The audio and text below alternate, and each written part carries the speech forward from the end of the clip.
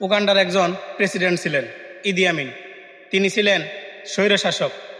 তিনি সামরিক অভ্যুত্থানের মাধ্যমে উগান্ডার রাষ্ট্র ক্ষমতা দখল করেছিলেন। তার আমলে উগান্ডার অর্থনীতি ধ্বংস হয়েছিল।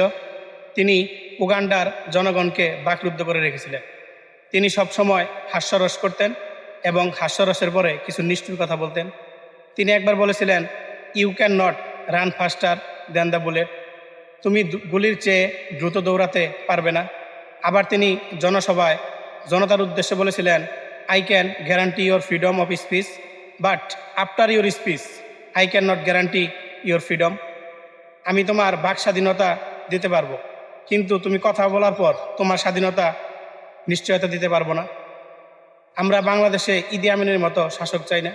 আমরা চাই হজরত ওমরের মতো শাসক, যার শাসন আমলে সবাই কথা বলতে পারবে, কারো বাকরুদ্ধ করা হবে না, কাউকে গুলি খেয়ে মরতে হবে না, কাউকে কথা বলার কারণে গ্রেপ্তার হতে হবে না। আল্লাহ সবাইকে হেফাজত করুক।